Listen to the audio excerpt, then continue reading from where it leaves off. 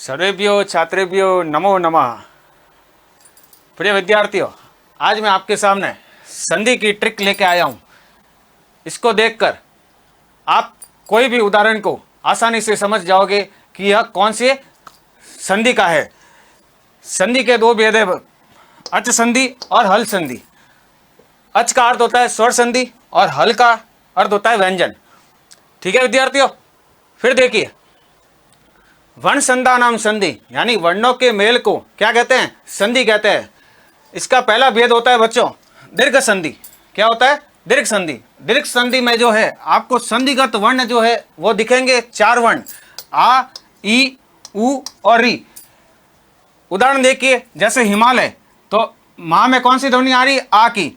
विद्या में, श्रीष में देखिए ई की ध्वनि आ रही है। विदुदेह में ऊ की ध्वनि आ रही है और वधुस्व में ऊ की ध्वनि आ रही है और पितृणम में री की ध्वनि आ रही है। यानी इससे आप जो है दीर्घ संधि की पहचान आराम से कर सकते हैं।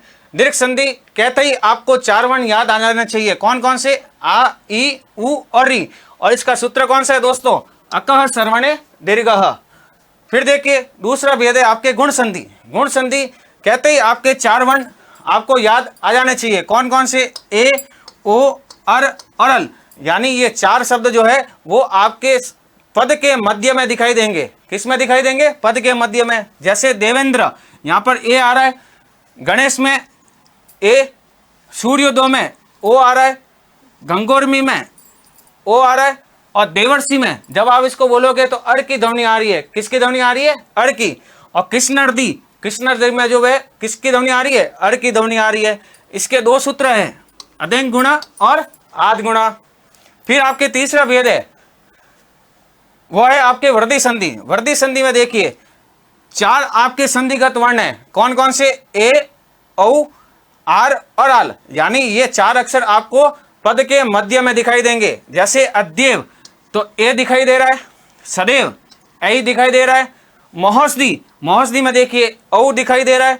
गंगोद में औ दिखाई दे रहा है और उपार्थ स्थिति में इसमें आर की ध्वनि आ रही है। किसकी ध्वनि आ रही है दोस्तों? आर की ध्वनि। और इसके दो सूत्र है, वर्धी आदेश और वर्धी रेची। उसके बाद देखिए आपके चौथा भेद जो है स्वर संधि का, वह है आपके यण संधि। यण संधि कहते ही आपके चार वर्ण आपको याद आ जाने चाहिए। य, व, र, ल। यानी आपके पद के मध्य में क्या दिखाई देंगे? य, व, र और ल। देखिए य इत्यादि में देखो यह दिखाई दे रहा है। शुद्ध उपासना में यह दिखाई दे रहा है। अन्वय में आपको वह दिखाई दे रहा है और धात्रंश में आपको र दिखाई दे रहा है। यानी त्र जो है वो दो शब्दों से मिलकर बना है, त्र और र। इसके सूत्र कौन सा है? इको यणचि। उसके बाद देखिए अयादि संधि। अयादि संधि में देखिए संधिगत वर्ण जो है वो आपको क्या दिखाई देंगे? अय, अव, आय और आव। ये चार वर्ण आपको दिखाई देंगे। जैसे नयनम, तो नय में देखे अय आ रहा है, भवनम में अव आ रहा है, नायक में आयत की ध्वनि आ रही है और भावक में क्या आ रही है ध्वनि? आव की ध्वनि आ रही है। और इसका सूत्र कौन सा है बच्चों? एचो अय वायाव। ठीक है। उसके बाद देखिए आपके पूर्व रूप संधि। पूर्व रूप संधि कहते ही आपके दो वर्ण आपको याद आ जाना चाहिए। कौन कौन से? ए एस और ओ एस। यानी आपको पूर्व रूप संधि में ए एस दिखेगा और ओ एस दिखेगा। देखिए यज्ञ अग्नि, यहाँ देखिए ए और एस दिख रहा है। वृक्षे अस्मिन, यहाँ पर ए और एस दिख रहा है। बालो अवदत्ता, यहाँ पर ओ एस दिख रहा है और विष्णु अव में यहाँ पर ओ एस दिख रहा है। ठीक है। और इसका सूत्र कौन सा है? एंग पदांता दति। फिर देखिए पररूप संधि। पररूप संधि में आपको कौन से वर्ण दिखाई देंगे? ए और ओ। कौन से दिखाई देंगे? ए और ओ। और वो भी जो है अकारांत उपसर्ग के साथ दिखाई देंगे। किसके साथ दिखाई देंगे मित्रों? अकारांत उपसर्ग के साथ। जैसे देखिए प्रेजते, तो यहाँ पे प्र उपसर्ग है और ये स्वर है। उपोसति में देखिए ओ आ रहा है और उप उपसर्ग है। इसका सूत्र कौन सा है? एंगी पर रूपम बच्चों। तो इस तरह से आपके स्वर संधि के जो है 8 भेद हो गए सर। अब देखिए आगे हम करते हैं हल संधि। व्यंजन संधि का पहला भेद जो है वह है सचुत्व संधि। कौन सा भेद है? सचुत्व संधि। सचुत्व संधि में बच्चों इसमें आपको स और च वर्ग दिखाई देंगे। च वर्ग कहते ही आपके 5 वर्ण च, छ, ज, य। ठीक है, और स वर्ण दिखाई देगा। देखिए रामस चिन्होती स और च दिखाई दे रहा है, हरीश सेते में स दिखाई दे रहा है, घोष चलिति में स और च दिखाई दे रहा है, और निश्चल में स और छ दिखाई दे रहा है। तो इस तरह से आपको इसकी पहचान करनी है। कौन से दिखाई देंगे? स और च वर्ग। इसका सूत्र कौन सा है बच्चों? इस्तो इस्तु नाश्चु। कौन सा सूत्र है? इस्तो इस्तु नाश्चु।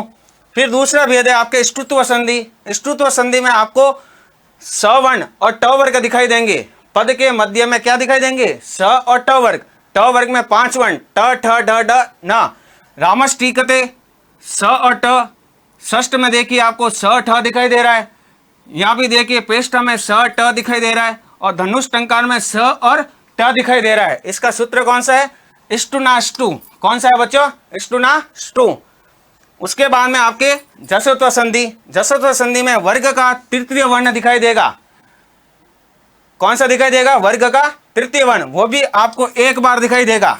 ठीक है, जैसे दिगंत तो ग देखिए, वागदानम यहाँ पर देखिए ग, अजंत में देखिए ज, षडानन में देखिए ड, और अब्जम में ब। ये सभी सारे क्या है? तीसरे वर्ण है। इसका सूत्र कौन सा है? जलाम जसो अंते। कौन सा है बच्चों? जलाम जसो अंते। उसके बाद में आप देखिए आपके अनुस्वार संधि। अनुस्वार संधि जो है आपको ये चिन्ह याद रखना है। पद में क्या आएगा? अनुस्वार आएगा, और अनुस्वार जो है वो किस में हो सकता है? म और न, ये दोनों के रूप में हो सकता है। जैसे ये संसद, मधुरम भासति और सत्यम वदः, और इसका सूत्र कौन सा है? मो अनुस्वार। तो इस तरह से आप संधि की पहचान आसानी से कर सकते हैं। धन्यवाद।